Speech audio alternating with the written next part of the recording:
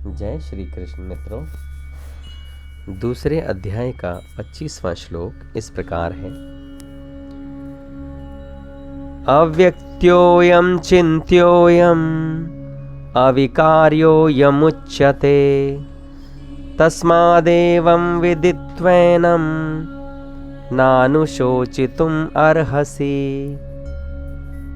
एक बार फिर से सुने। अव्यक्त्योऽयं चिन्त्योऽयम् अविकार्योऽयमुच्यते तस्मादेवं विदित्वैनं नानुशोचितुम् अर्हसि। अर्थात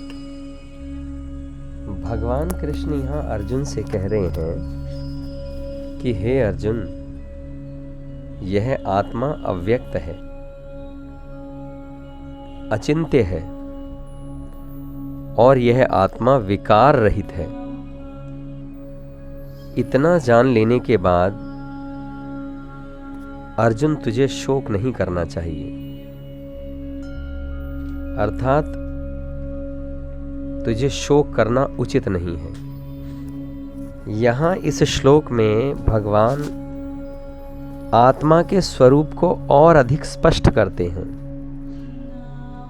जो वस्तुएं इंद्रियां गोचर होती हैं, जो वस्तुएं इंद्रियों की पकड़ में आती हैं, उन्हें हम व्यक्त कहते हैं, किंतु जो इंद्रियों से परे हैं उन्हें हम अव्यक्त कहते हैं। पंच महाभूतों में जो सबसे अधिक स्थूल है, जैसे पृथ्वी, उसका ज्ञान पांचों इंद्रियों के द्वारा होता है। परंतु जैसे जैसे हम सूक्ष्मतर तत्व तक पहुंचते हैं तो हमें ये ज्ञात होता है कि उसका ज्ञान पांचों प्रकार से संभव नहीं है। आप इसे ऐसे समझे जैसे जल में गंध नहीं है, अग्नि में रस नहीं है, वायु में रूप नहीं है। इसी प्रकार आकाश सूक्ष्मतम होने से भी दृष्टिगोचर नहीं होता। यदि हम किसी वृक्ष के बीज को देखते हैं तो उसके स्वाद, उसके स्पर्श या उसके गंध से हमें यह ज्ञात नहीं होता कि इस बीज में वृक्ष छिपा हुआ है। यद्यपि हम ये जानते हैं कि यही बीज वृक्ष का कारण है। स्थिति में कहा जाएगा कि बीज में वृक्ष अव्यक्त अवस्था में है। इसी प्रकार आत्मा को अव्यक्त कहने का तात्पर्य यह है कि वो इंद्रियों के द्वारा जानने योग्य विषय नहीं है। आत्मा इंद्रियों का विषय नहीं है। मन और बुद्धि के द्वारा हम आत्मा का मनन और चिंतन नहीं कर सकते, जैसे हम अन्य विषयों का विचार कर सकते हैं। श्री कृष्ण अर्जुन को उपदेश करते हैं कि आत्मा को उसके शुद्ध रूप से पहचान कर अर्जुन तू और उसका शोक करना त्याग दे। ज्ञानी पुरुष अपने को न मारने वाला समझता है और न ही मरने वाला मानता है। इस श्लोक की व्याख्या को थोड़ा और विस्तार पूर्वक समझने का प्रयत्न करते हैं। संसार एक परीक्षण है, संसार एक एक्सपेरिमेंट है स्वयं को खोने का। संसार इससे ज्यादा कुछ भी नहीं है। यह आत्मा का अपना ही चुनाव है कि वो खोए और पाए। परमात्मा संसार में अपने को खोकर पा रहा है, खोता रहेगा, पाता रहेगा। इसलिए कृष्ण से अगर हम पूछेंगे तो वो कहेंगे लीला है, अपने से अपने को छिपाने की, अपने से ही अपने को खोजने की, अपने से ही अपने को पाने की लीला है। बहुत गंभीर मामला नहीं है। इसलिए कृष्ण से ज्यादा नॉन सीरियस, गैर गंभीर आदमी खोजना मुश्किल है। और जो गंभीर हैं वो खबर देते हैं कि उन्हें जीवन के पूरे राज का अभी पता भी नहीं चला। जीवन का पूरा राज यही है कि जिसे हम तलाश रहे हैं उसे हमने खोया है। जिसे हम खोज रहे हैं उसे हमने ही छिपाया है। जिसकी तरफ हम जा रहे हैं उसकी तरफ से हम खुद आए हैं। अक्सर हम पूछते हैं क्यों है। क्यों का कोई उत्तर नहीं है। एक क्यों तो जरूर जिंदगी में ऐसा होगा जिसका कोई उत्तर नहीं होता। विज्ञान नहीं पूछता क्यों, विज्ञान पूछता है क्या, व्हाट। धर्म भी नहीं पूछता क्यों, धर्म भी पूछता है व्हाट, क्या। विज्ञान और धर्म बहुत निकट हैं, यूं कहें कि पर्यायवाची हैं। लोग लेकिन ऐसा नहीं समझते। लोग समझते हैं धर्म और विज्ञान एक दूसरे के विपरीत हैं। ना समझ।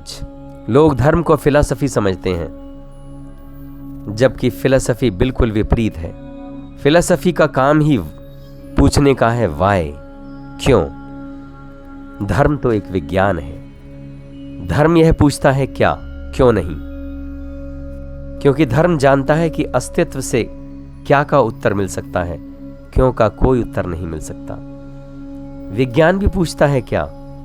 विज्ञान पूछता है पानी क्या है, हाइड्रोजन और ऑक्सीजन। आप पूछे कि क्यों हाइड्रोजन और ऑक्सीजन मिलते हैं, वैज्ञानिक कहेगा कि हमें कुछ नहीं पता। किसी पागल से पूछो जाकर के। लेबोरेटरी में हम क्या खोजते हैं। हम बता सकते हैं कि हाइड्रोजन और ऑक्सीजन के मिलने से पानी बनता है। क्या हम बताते हैं, कैसे हम बताते हैं, क्यों हम नहीं बता सकते। वैज्ञानिक कहता है कि हम कितना ही खोजें, हम इतना ही जान सकते हैं कि क्या। और जब हमें क्या का पता चल जाता है तब हम जान सकते हैं कैसे।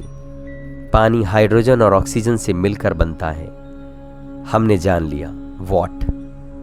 अब हम खोज कर सकते हैं कैसे मिला।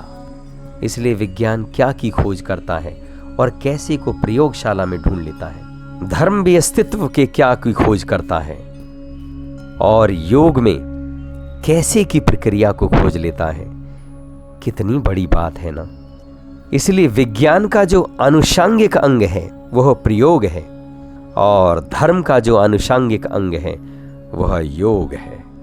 न धर्म का कोई संबंध क्यों से है, न विज्ञान का कोई संबंध क्यों से है। इसलिए कृष्ण यहां कह रहे हैं अर्जुन से कि हे अर्जुन, वह जो आत्मा है वह मरण धर्मा नहीं है। क्यों का तो कोई सवाल ही नहीं उठता। वह जो आत्मा है वह जल नहीं सकती, जन्म नहीं ले सकती, मरती नहीं है। क्यों? कृष्ण कहेंगे ऐसा है।